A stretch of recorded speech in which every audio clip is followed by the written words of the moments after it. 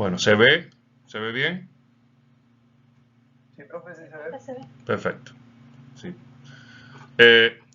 Bueno, vamos a ver un tema hoy que es un tema que puede ser útil para resolver uno de los problemas que nos encontramos en la dinámica molecular, que es el problema de cómo llegar a mayores tiempos de simulación cuando queremos describir algunos fenómenos que no se pueden describir en tiempos bajos de simulación. Recordemos que la dinámica molecular es una metodología que permite evaluar la evolución en el tiempo de los sistemas moleculares, pero por limitaciones computacionales solamente podemos llegar a tiempos limitados y muchas veces esos tiempos limitados no nos permiten ver algunos fenómenos. A nosotros nos interesaría ver fenómenos, por ejemplo, cómo se pliega una proteína. Eso es algo que ocurre en el tiempo. Pero eso no lo podemos ver por dinámica molecular, porque en la dinámica molecular no tenemos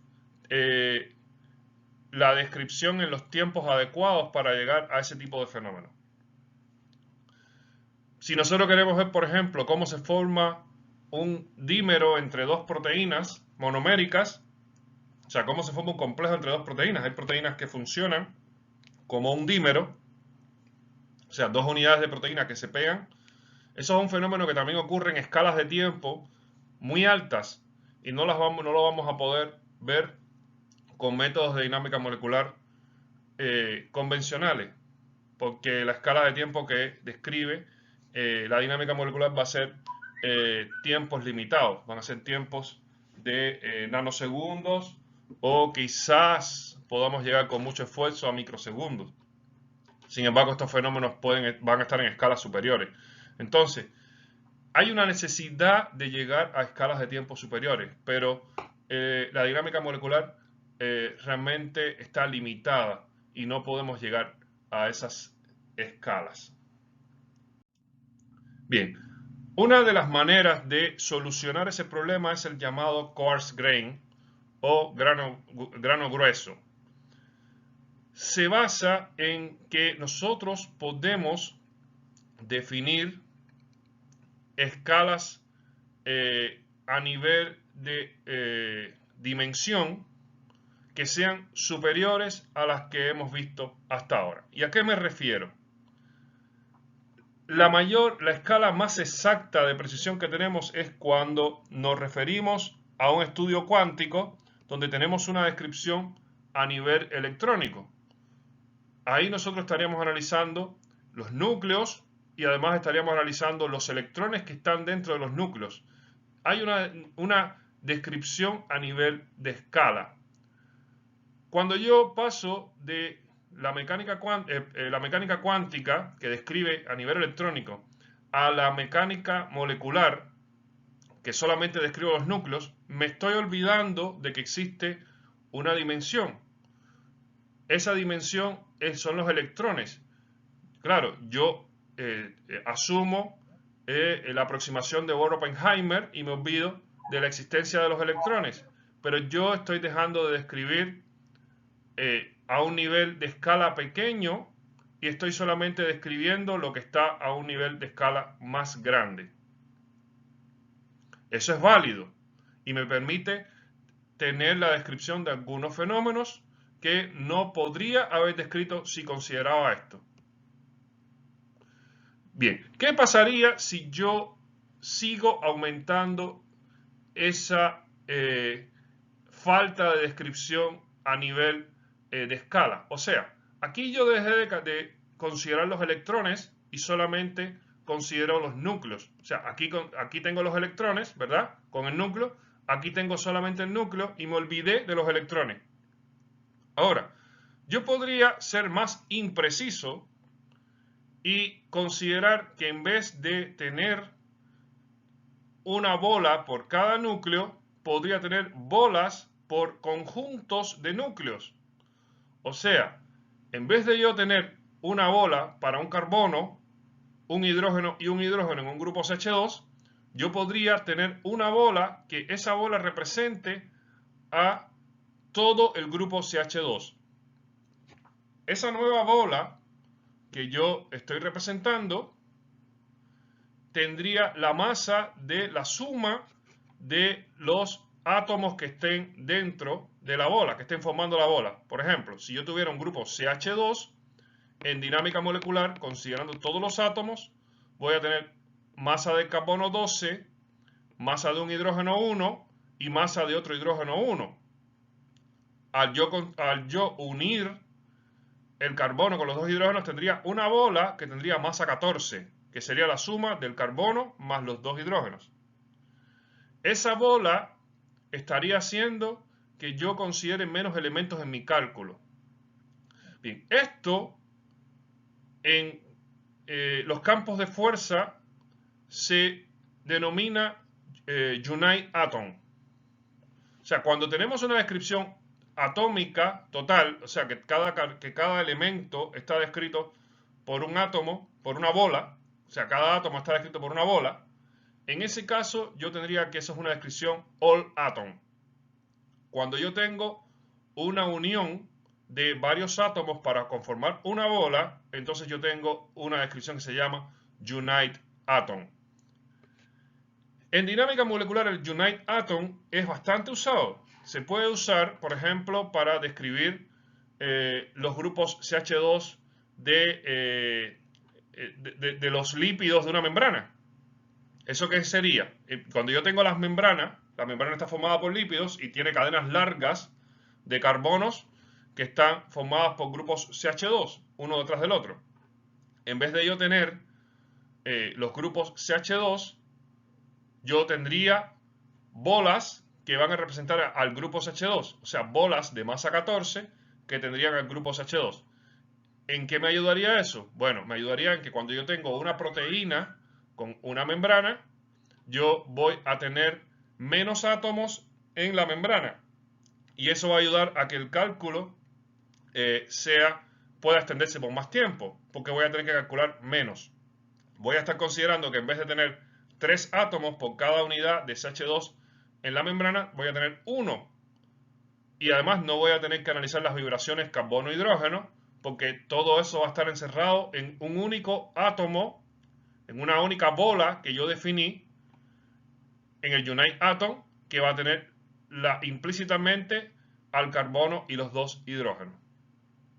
Entonces, el modelo unite atom ya es un antecedente de lo que yo pudiera hacer. O sea, yo podría ser más burdo aún de lo que fui al olvidarme de los electrones y también olvidarme de que cada átomo se debe representar por una bola, por una esfera. Y crear esferas que contengan varios átomos.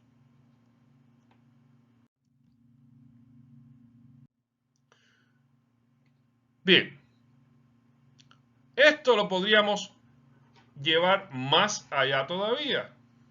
O sea, no solamente crear bolas que contengan 3 átomos, yo podría ir más allá. Yo podría buscar sistemas que sean capaces de representar el comportamiento global con muchas menos bolas. Si ese conjunto de bolas representan el comportamiento global, entonces es válido hacer esto que les estoy diciendo. ¿A qué me refiero? Nuevamente, me refiero a que yo me olvido de que cada átomo debe estar representado por una esfera, por una bola, y lo que hago es que creo bolas que representan a un conjunto de átomos.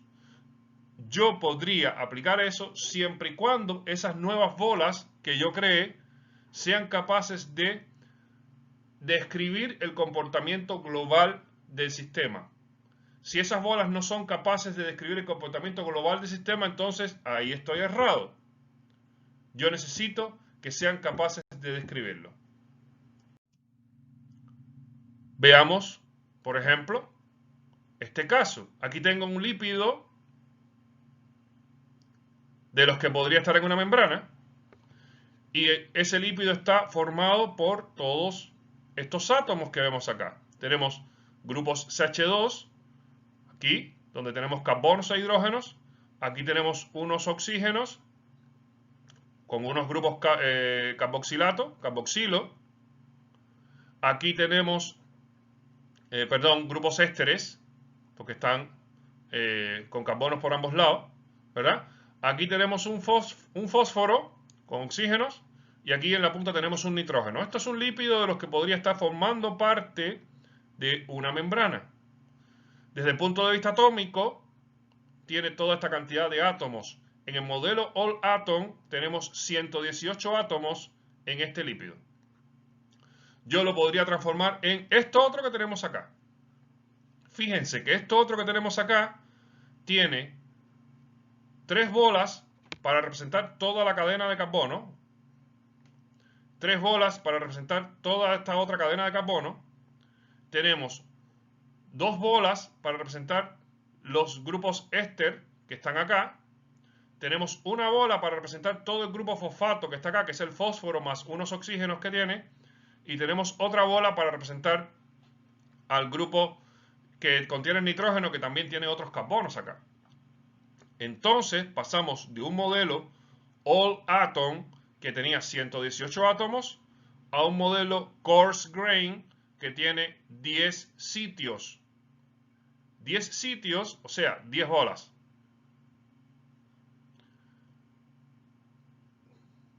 ¿Qué es lo que me soluciona esto? Bueno, intuitivamente ya vemos que en vez de estar haciendo cálculos con muchos átomos, en vez de tener que estar aplicando las ecuaciones de movimiento a 118 átomos, vamos a poder aplicar las ecuaciones de movimiento a 10 bolas.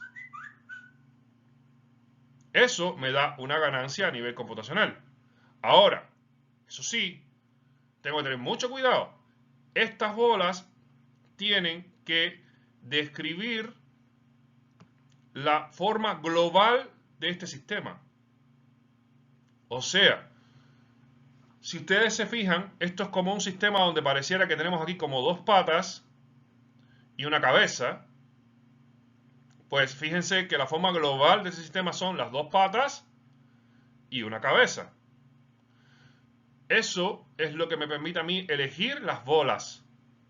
Mis bolas tienen que describir la forma y además estas bolas también van a tener ciertas características que tratan de replicar las características globales de los átomos.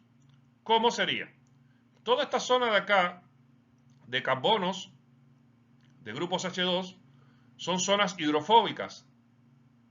La zona donde están los grupos ésteres son zonas polares. La zona donde está el fosfato es una zona con densidad de carga negativa. Y la zona donde está este grupo que contiene el nitrógeno es una zona con densidad de carga positiva. Pues si yo tengo eso a nivel All Atom, en el modelo Coarse Grain yo debería tener lo mismo. O sea, estas bolas verdes van a ser bolas que van a representar interacciones hidrofóbicas. Estas bolas rojas deben representar interacciones polares. La bola amarilla debe tener densidad de carga negativa y la bola azul debe tener densidad de carga positiva. O sea, yo elijo las bolas de manera que se conserve la forma global, pero además que se conserve la naturaleza química del sistema. Si yo hubiera unido todo esto en una sola bola, no hubiera podido describir que esta parte tiene densidad de carga negativa y esta parte tiene densidad de carga positiva. Porque si yo hubiera elegido una sola bola en la cabeza, esa sola bola estaría recogiendo 2 naturalezas químicas distintas. Entonces, para yo elaborar un sistema Coarse Grain, yo tengo que ser capaz de separar las distintas partes con distinta naturaleza química del sistema.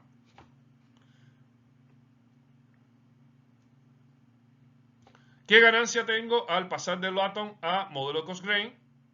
De 118 átomos a 10 sitios. Bueno, en principio, las cantidades de CPU por paso de tiempo en la dinámica molecular va a ser mucho menor, porque aquí voy a tener que calcular la ecuación de movimiento para 10 sitios, mientras que aquí sería para más de 100. Entonces, aquí tenemos una reducción de al menos 10 veces la cantidad de cálculo que tendría que hacer.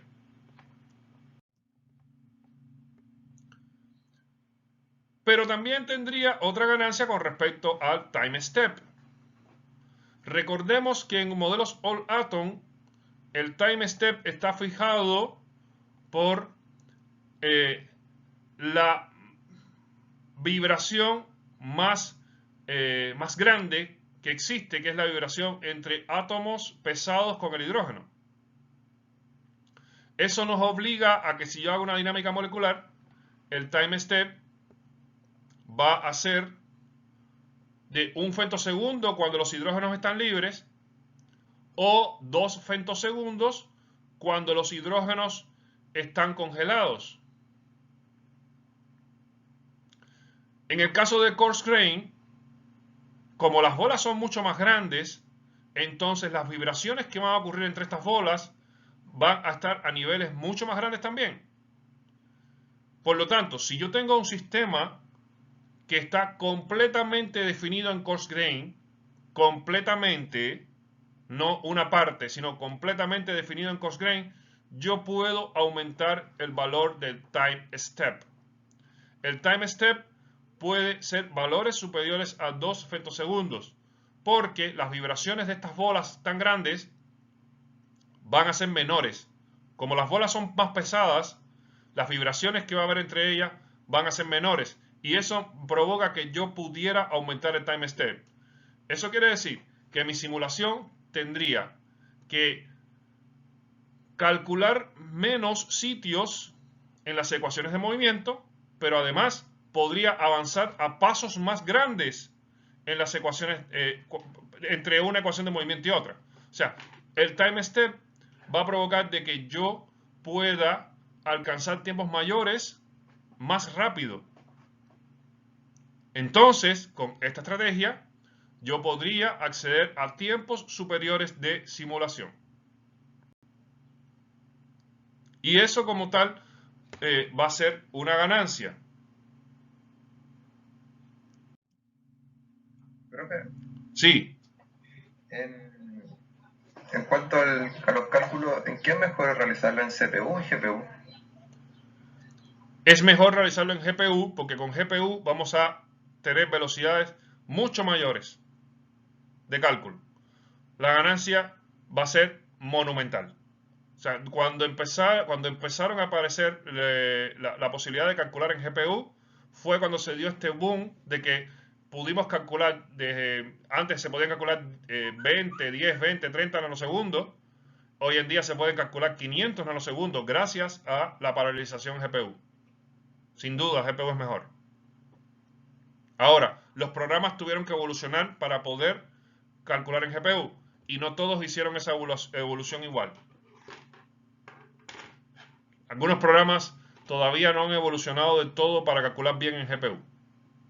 Pero los que han evolucionado bien permiten que hoy tú puedas hacer muchos más cálculos en tiempos más grandes, mucho mayores que los que se podían lograr antes. Hoy en día se pueden hacer 100 nanosegundos en un día. Antes 100 nanosegundos no lo podía hacer ni en un mes. Y eso se debe mucho a GPU. Bueno,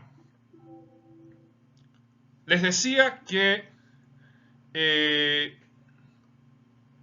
yo puedo aumentar los time steps si todo el sistema está en coarse grain. ¿A qué me refiero? Yo tendría que tener coarse grain en todo lo que está en el sistema.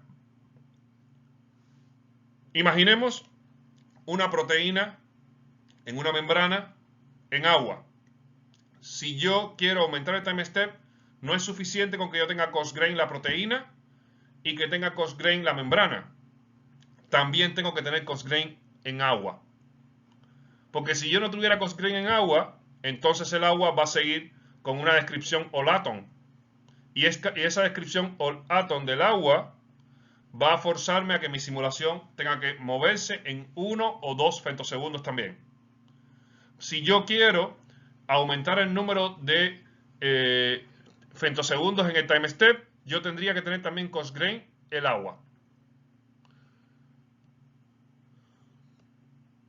Bien, tenemos que entender que en el paso de escalas de QM a atomístico, o sea, lo que usamos cuando tenemos los electrones y pasamos a solamente analizar los núcleos sin considerar los electrones, hay claridad en que los grados de libertad electrónicos suelen estar bien separados del nuclear. O sea, podemos aplicar Born-Oppenheimer sin problemas. Ahora, cuando yo paso de un nivel atomístico a un coarse grain, o sea, cuando yo aumento la escala y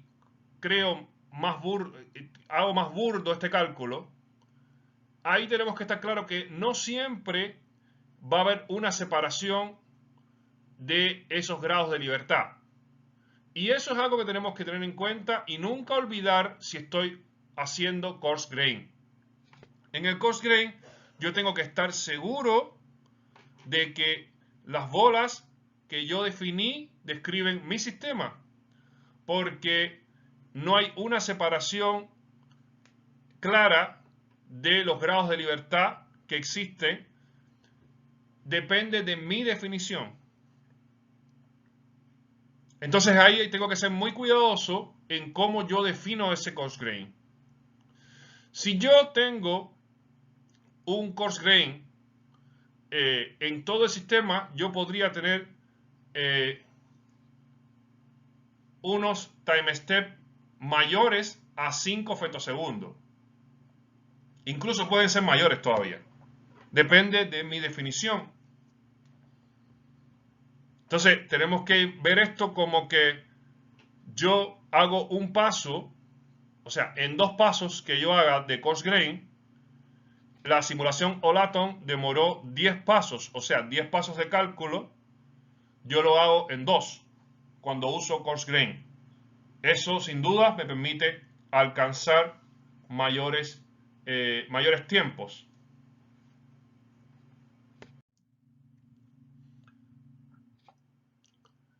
En el caso del paso de QM a atomístico, tenemos que los sitios de interacción atomísticos se ubican en los núcleos de los átomos QM.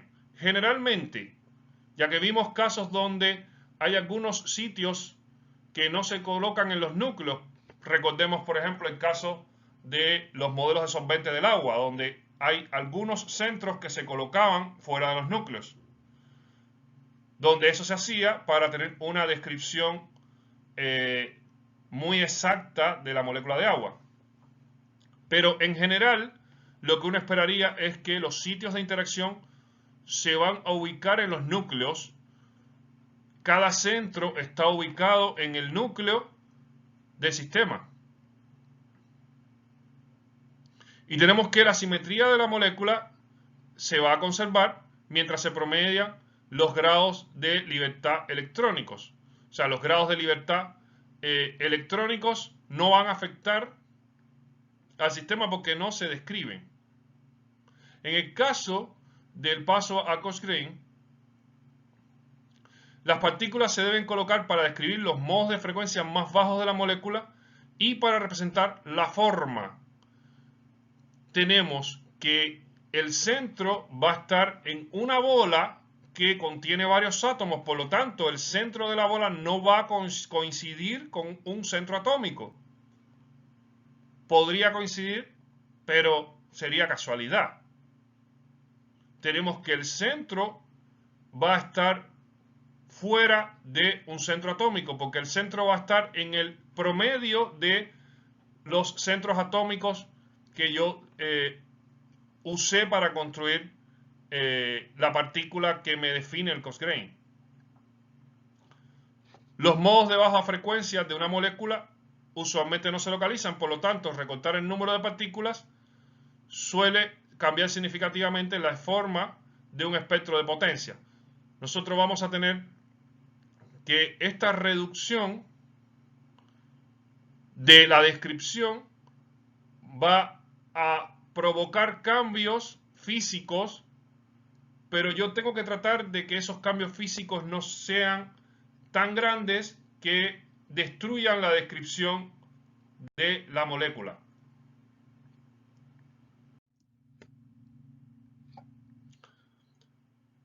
Para hacer cost-grain yo debo tener un objetivo del cálculo, o sea, yo debo tener una idea de lo que quiero calcular y lo que quiero encontrar. ¿A qué me refiero?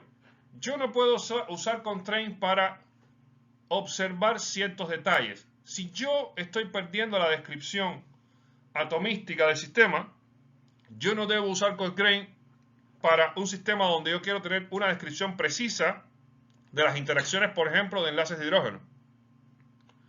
Si yo quiero tener una descripción precisa de las interacciones de enlace de hidrógeno, cost-grain atenta contra eso, porque cost-grain me va a estar perjudicando esa descripción. No me va a estar mostrando los enlaces de hidrógeno, porque él no me está mostrando los átomos. Entonces, si yo quiero ese nivel de detalle, yo no puedo usar cost-grain. Entonces, yo debo tener un objetivo que realmente se pueda responder con cost-grain. Yo debo elegir el grado de engrosamiento. Pueden haber distintas maneras de crear cost-grain. Las partículas que yo defino con cost-grain se llaman beds. B-E-A-D-S. Beds. Esos beds pueden ser más grandes o pueden ser más pequeños. Cada bed puede tener 2 átomos, puede tener 3, puede tener 4. Si yo elijo un bed con 4 átomos, entonces fue mayor el grado de engrosamiento. Si yo elijo un bed con 2 átomos, fue menor el grado de engrosamiento.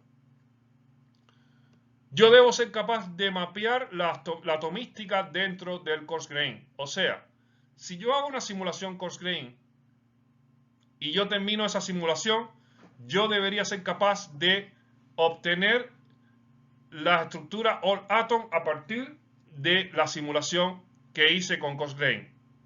O sea, yo debería ser capaz de seguir la atomística dentro del cost-grain. Por supuesto que no con un gran nivel de detalle, porque ese nivel de detalle no lo tuvo la simulación, pero yo debería ser capaz de seguirlo.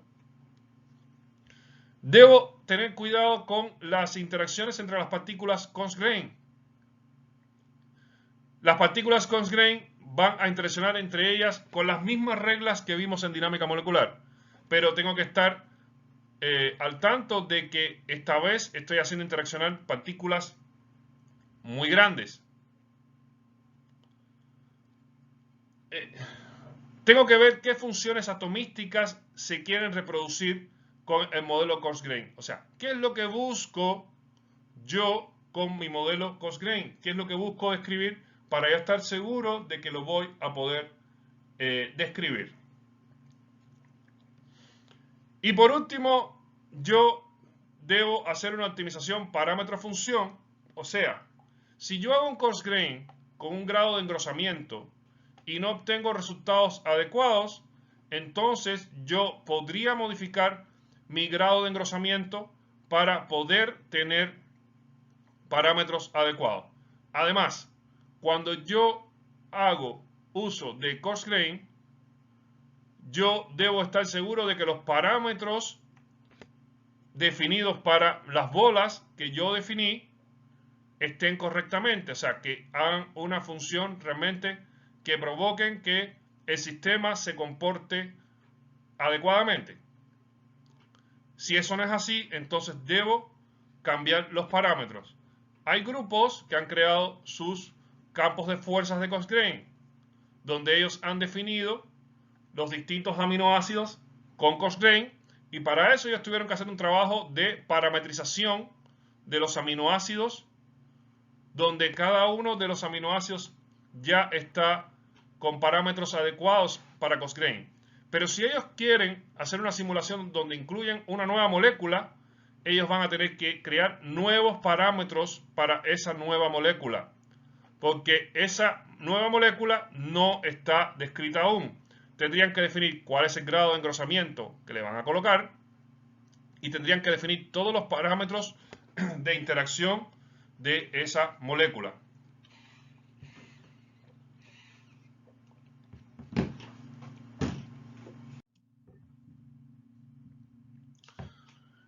Con respecto al grado de engrosamiento,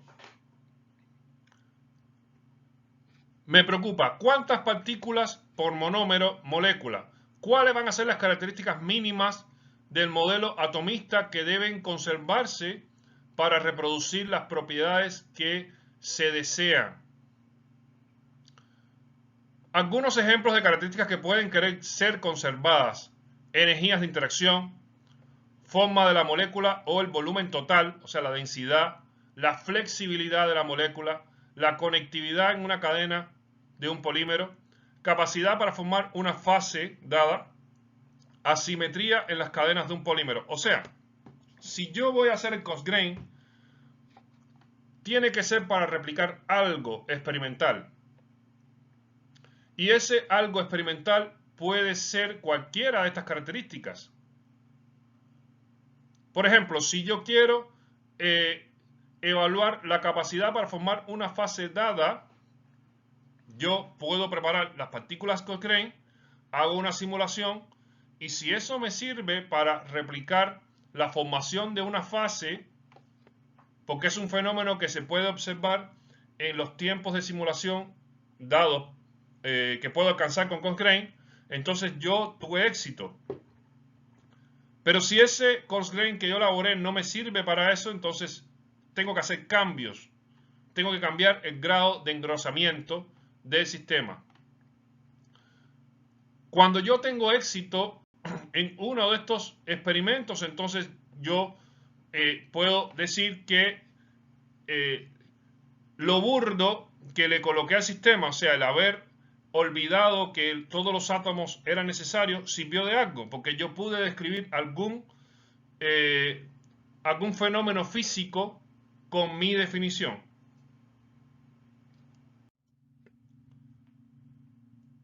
Cuando me refiero a mapear la atomística dentro del Cosgrain, me refiero a que yo tengo que tener claro cuál es la relación que existe entre los bits y los átomos, y eso se debe mantener todo el tiempo en la dinámica, de manera que si yo tomo cualquier pose de la dinámica hecha con Cosgrain, voy a poder sacar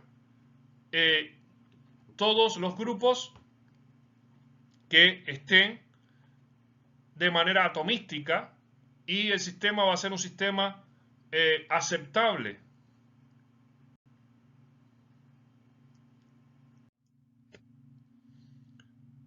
Veamos en estos ejemplos.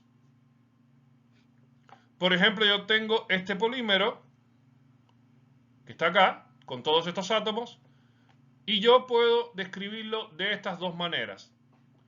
Uso, por ejemplo, estos dos bits, aquí el bit rojo y el bit azul, donde viene un rojo, un azul, un rojo, un azul, un rojo. Y tengo esta otra manera, donde coloco rojo, amarillo, azul, amarillo, rojo, amarillo, azul, amarillo, rojo. O sea, aquí me olvidé del benceno y coloqué solamente los bits en los grupos en grupos que decidí, o sea, los rojos en los carbonos de grupos ésteres y el azul en estos otros carbonos. Mientras que en este introduje un bit adicional donde estaban los bencenos. Si observamos aquí en ambos, se puede ver que tenemos una descripción de la cadena lineal. Aquí tenemos una descripción de la cadena lineal, aquí también. Aquí tenemos muchos más bits que aquí. Porque aquí en esta sección tenemos 5 bits y aquí en esta sección tenemos 9 bits. Por lo tanto, hay que calcular más aquí. Si yo quiero aplicar Cosgrain a este sistema, lo que yo voy a tener que responder es, ¿será suficiente esto para describir este sistema o será necesario tener esto? Pues lo que yo podría hacer es crear simulaciones de cada uno de ellos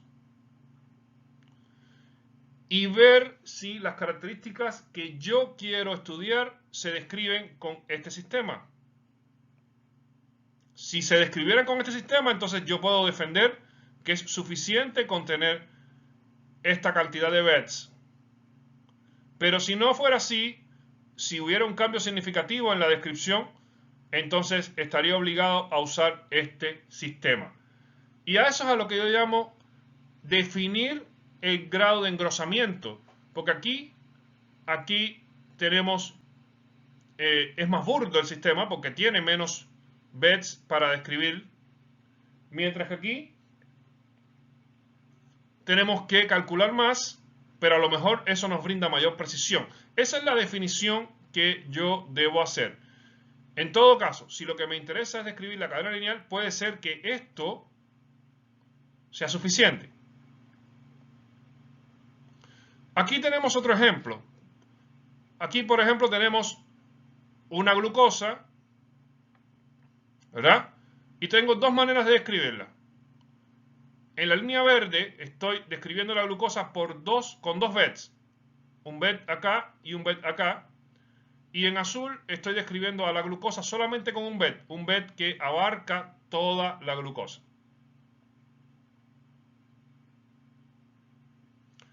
Si el sistema polimérico que yo quiero describir es este de acá, puede ser que un bit por glucosa me permita describir todo el sistema como vemos acá.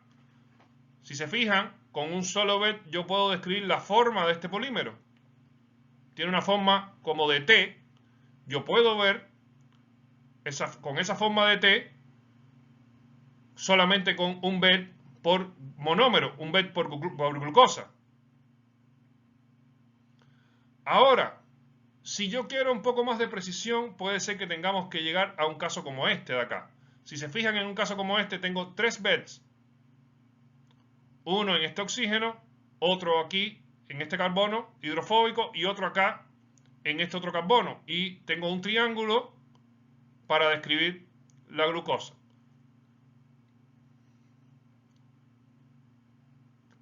Yo tendría que ver qué es lo que quiero describir. Si lo que yo quiero describir es la forma global del polímero, entonces puede ser que un bit por monómero sea suficiente, como el modelo azul.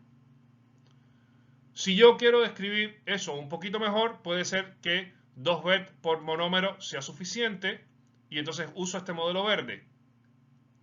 Pero puede ser que yo quiera describir también los planos que forman la glucosa en cada uno de los monómeros. Y esos planos no se van a poder describir ni con este ni con este. Para eso voy a necesitar el mínimo de bits que me podrían definir un plano, que en este caso sería un triángulo. Por lo tanto, según lo que yo quiera describir, según el fenómeno físico que yo quiera describir, me conviene más tomar un bit, 2 bits o 3 bits para describir el mismo sistema. Por supuesto que si yo tomara un bit por monómero, tendría una simulación más rápida y más larga.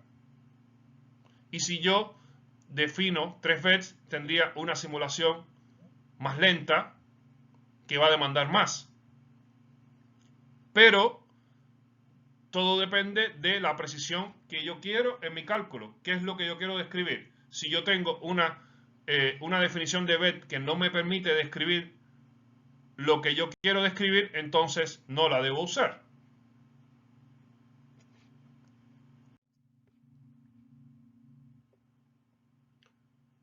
¿Cómo las partículas Gauss-Green interactúan? Bueno, vamos a ver que las partículas Gauss-Green van a tener las mismas interacciones que yo vi en los campos de fuerza tradicionales.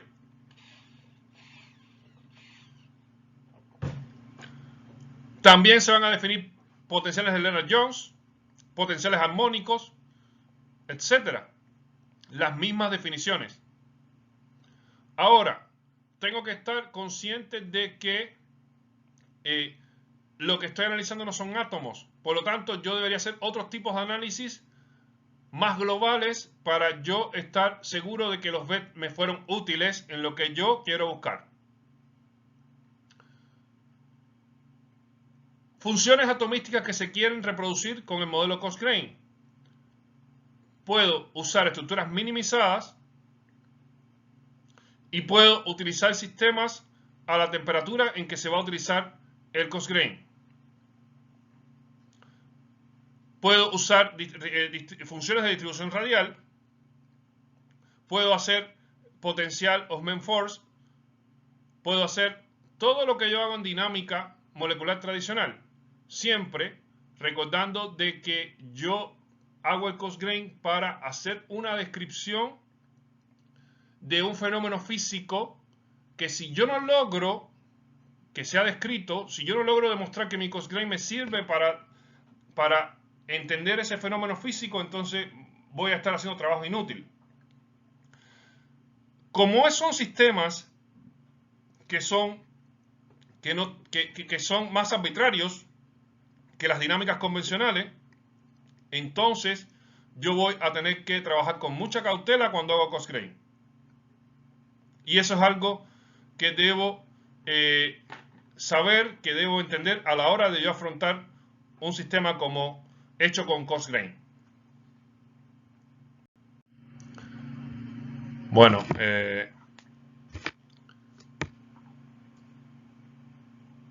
como les había dicho, en Cosgrane queremos replicar propiedades físicas de un sistema y si no lo logramos, entonces pierde sentido el uso de Cosgrane. Aquí les voy a poner un ejemplo. Por ejemplo, tenemos una mezcla de oligosacáridos de glucosa. Tenemos que es un polímero de glucosa. Las unidades de glucosa se van a repetir. El tamaño de la molécula va a ser como 1000 átomos. Y nosotros vamos a lo que vamos a querer es describir parámetros físicos de este sistema y se usa Cosgrane para poder llegar a mayores tiempos de simulación.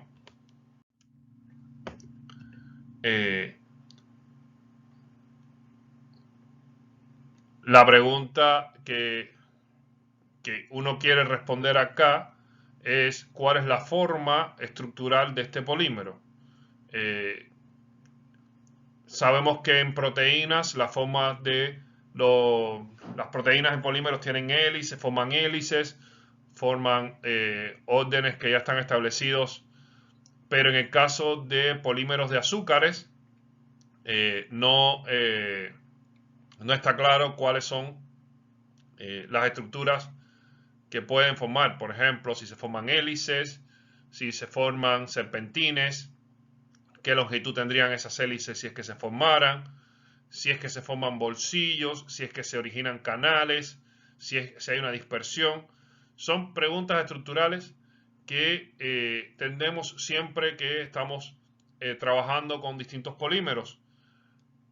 Ahora, para poder responder estas preguntas no es suficiente con hacer simulaciones moleculares cortas. Para responder estas preguntas es importante poder tener simulaciones más largas. También es importante tener algunos experimentos, algunos resultados experimentales que permitan sostener lo que uno obtenga a través de las simulaciones que uno va a hacer. Si eso no fuera así, entonces no podríamos defender lo que obtuvimos, no podríamos defender que los modelos fueron capaces de describir la realidad.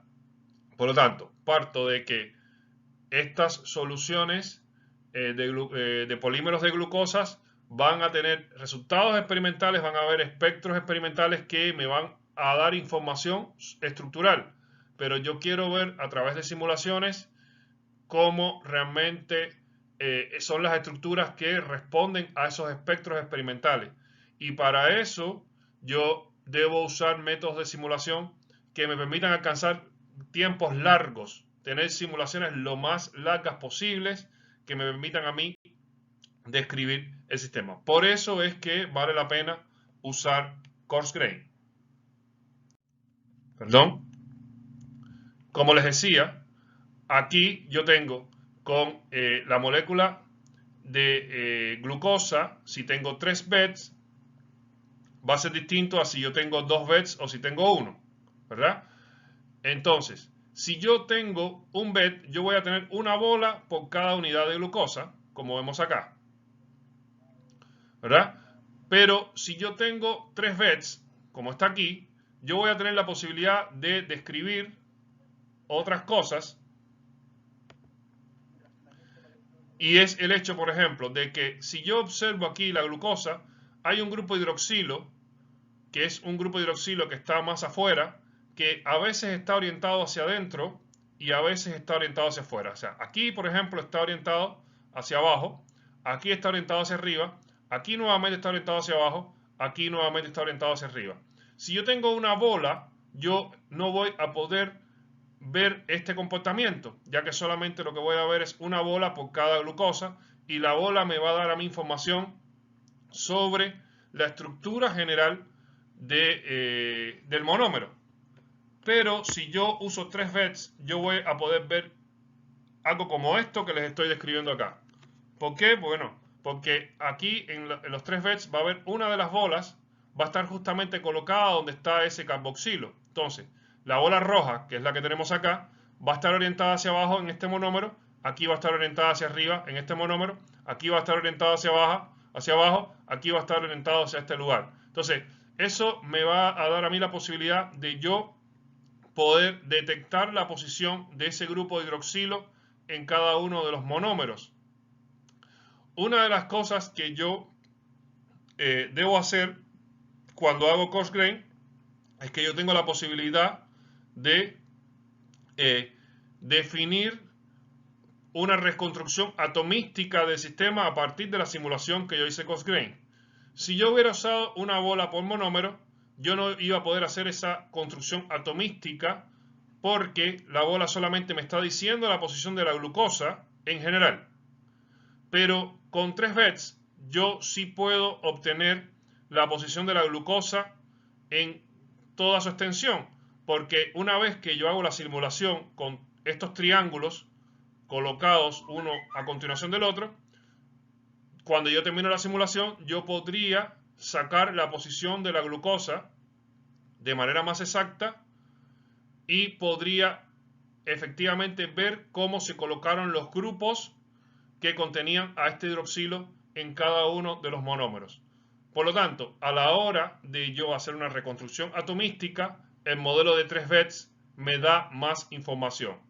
Nuevamente, todo depende de lo que yo esté buscando. Si yo estoy buscando solamente describir la forma general del polímero, entonces con un bed es suficiente.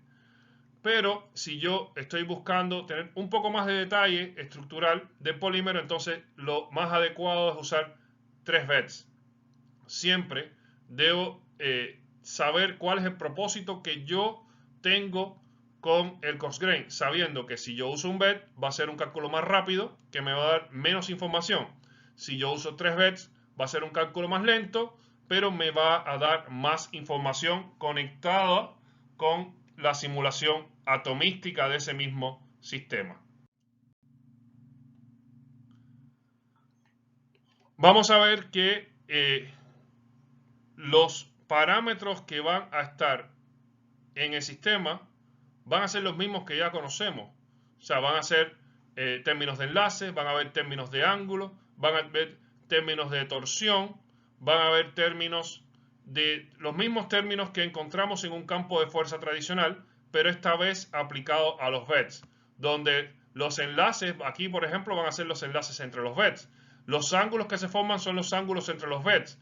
y los diedros también son los diedros de los bets. Por lo tanto, si aquí tenemos la glucosa en bets, descrita en bets, vamos a ver que la cantidad de parámetros que yo voy a tener aquí va a ser inferior al que yo tenía una descripción all atom, pero se va a tratar de la misma manera que como se trataba una simulación all atom.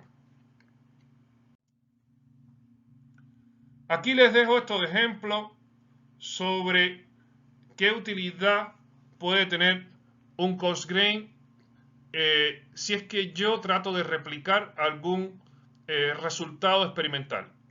Por ejemplo, aquí tenemos un comportamiento experimental descrito con esta curva en negro. Y yo en coarse-grain estoy tratando de replicar ese comportamiento experimental. Cuando yo lo hago en coarse-grain, lo que obtengo es la curva en verde. Como ustedes pueden ver, hay una diferencia entre la curva en negro y la curva en verde, pero no es una diferencia tan grande. O sea, la curva en verde me permitió a mí encontrar más o menos la forma de esta curva a nivel experimental, lo cual quiere decir que este sistema en coarse-grain está bueno, es capaz de describir resultados experimentales. Nunca voy a encontrar todo con una exactitud tan grande como la que sería replicar una curva exacta. Pero fíjense que aquí este comportamiento de que hay un mínimo más pronunciado en este ángulo y hay quizás unos mínimos que no se pudieron definir bien en esta parte, igual fue bastante bien vista por el Cochrane, ya que se encontró la forma aproximada de la curva, lo cual me demuestra a mí que este sistema coarse-grain fue capaz de adecuarse a resultados experimentales. Y eso es lo que uno busca con coarse-grain. Comparaciones en cuanto a tiempo CPU de los modelos atomísticos. Por ejemplo, un femtosegundo de time step donde tenemos entre 21 y 24 partículas por monómero, mientras que en coarse-grain podemos aquí colocar 10 femtosegundos de time step y solamente 3 partículas por monómero. La ganancia va a ser 7000 veces más rápido. O sea, si yo hiciera esta simulación atomística, estaríamos demorándome muchísimo más que si uso coarse-grain. Entonces, si el coarse-grain es capaz de describir a nivel experimental, o sea, si es capaz de reproducir resultados experimentales, la ganancia realmente es válida, a pesar de que son simulaciones más burdas, a pesar de que dejé de describir el sistema a nivel atomístico.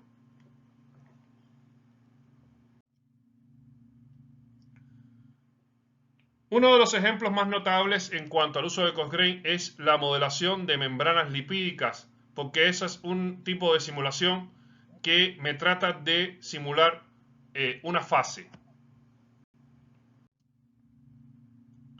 Vamos a ver que a nivel atomístico veríamos la bicapa lipídica de esta manera.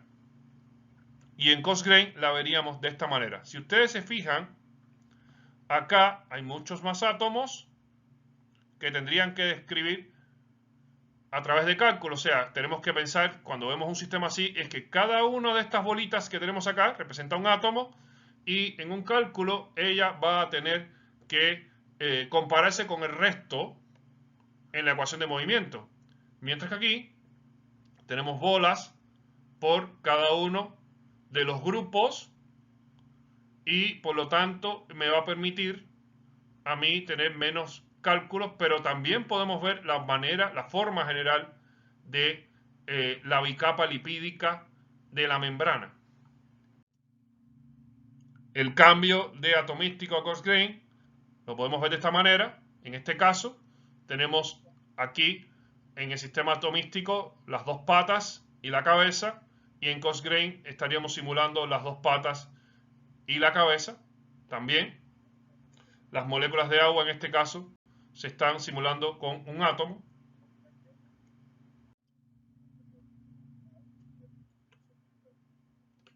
Aquí tendríamos las características. 118 átomos tiene en all atom este lípido.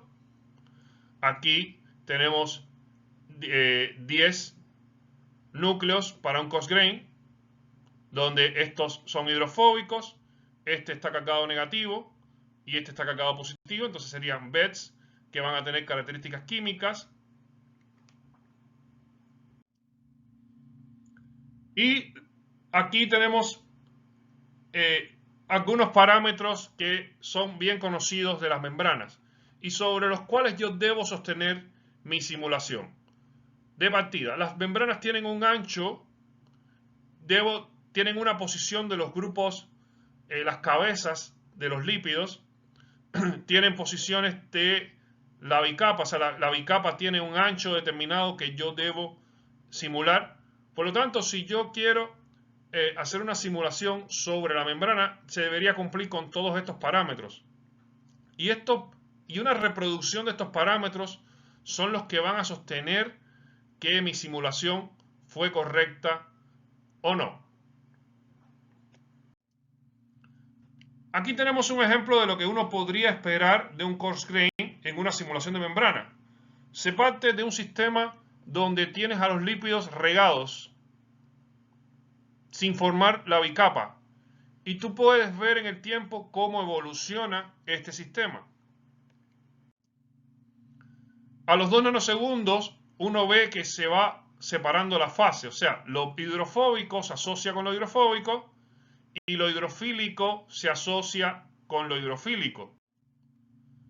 En un tiempo más ya vemos que se está formando la membrana, o sea, en 10 nanosegundos se está formando la membrana, donde todavía hay como una especie de canal con moléculas de agua, donde ese canal se va a reducir cada vez más. A los 30 nanosegundos tendría esta forma. A los 40 nanosegundos ya tenemos casi la membrana formada. A los 50 nanosegundos el canal de agua ya podemos decir que desapareció. Y a los 60 nanosegundos ya tenemos una bicapa estable. ¿Cómo podemos verificar que esta bicapa realmente es una reproducción de la bicapa que vemos a nivel experimental? Con los gráficos que vimos antes, donde tenemos que ver que la distancia que hay entre las cabezas de los lípidos es la misma distancia que se ha medido a nivel experimental, donde tenemos que ver que la distribución de cada uno de los componentes de la bicapa reproduce las condiciones experimentales. Si nosotros vemos eso, entonces tenemos una simulación adecuada. La simulación que hemos visto acá, que en 60 nanosegundos te permite hacer la membrana, no es posible en una simulación All-Atom. O sea, en una simulación All-Atom, nosotros nunca vamos a ver cómo una membrana pasa a estas condiciones así de manera tan rápida. Porque vamos a ver que la simulación All-Atom va a necesitar muchos más ajustes para poder llegar a la formación de una membrana de esta manera. Y esa va a ser una de las ventajas que va a tener coarse grain. No solo con coarse grain vamos a poder ver estos cambios de fases bruscos, los vamos a poder ver de una manera más rápida, lo vamos a poder ver de una manera accesible. Vamos a poder acceder a algunos fenómenos que no se pueden acceder normalmente cuando usas simulaciones All-Atom. Por último, quería mostrarles esta imagen porque nosotros tenemos una colaboración cercana con un grupo de Uruguay que ellos crearon un campo de fuerza que llamaron CIRA, y ese campo de fuerza CIRA les dio a ellos un trabajo muy interesante con respecto al desarrollo de los parámetros de cada uno de los componentes biológicos que ellos quieren usar en sus simulaciones. Entonces, ¿qué tuvieron que hacer ellos? Tuvieron que desarrollar los parámetros para cada uno de los aminoácidos y además para cada uno de los sistemas, de las moléculas biológicas que ellos necesitan para hacer simulaciones. En este caso, fíjense, por ejemplo, la glicina ellos la describen con este sistema de 3 beds. En el caso de la alanina también lo tienen descrita por 3 bits. La valina, 3 bits, 4 bits. Fíjense la forma que ellos adoptaron. Fíjense que ellos tienen los bits, van a buscar replicar de cierta manera la forma del aminoácido en general. Fíjense, por ejemplo, en el caso de la arginina, ¿verdad? En el caso de la lisina, donde ellos tuvieron que crear unos bits acá son parte de la cadena principal y unos bits que son los que van a describir la cadena lateral. Esto es un trabajo nada trivial, porque tienes que crear la forma, o sea, qué cantidad de bits necesitas para describir el sistema, pero además tienes que crear los parámetros que van a definir las interacciones entre cada uno de ellos. Y después, con estos parámetros creados, ellos deben ser capaces de tomar una proteína de PDB y convertir todos los aminoácidos a este sistema de bits y verificar por dinámicas moleculares que esas proteínas conservaron su naturaleza de origen, que no se deformaron, que no tuvieron comportamientos extraños.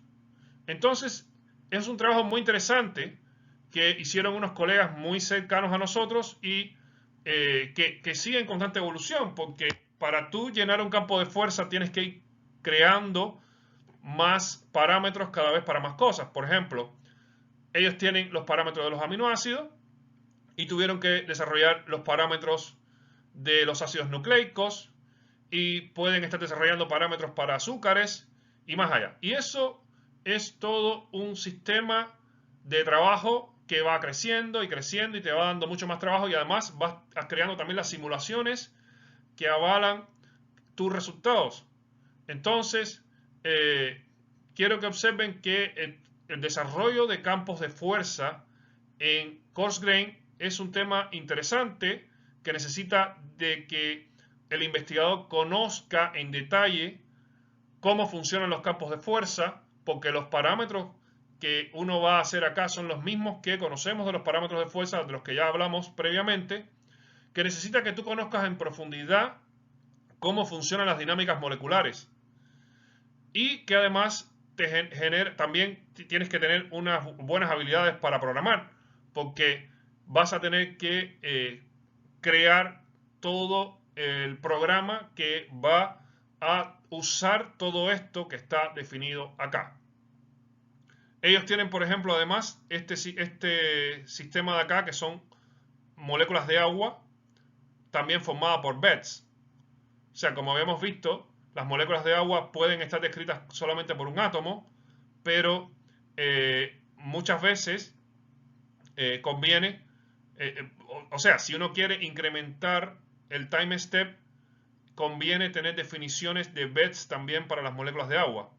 También ellos tienen definiciones de sodios sorbatados, potasios sorbatados, cloruros sorbatados, que también son bits que van a estar integrados por centros de sodio, potasio o cloruro, pero rodeados de agua. Y estos bits también van a estar formados por varios átomos, porque son, en este caso, el sodio con aguas, el potasio con aguas y el cloruro con agua. Todo eso ellos lo tuvieron que desarrollar y además tuvieron que hacer simulaciones para verificar que estos parámetros que ellos habían desarrollado, que estos sistemas de coarse grain que ellos habían desarrollado son útiles para replicar algunos datos experimentales.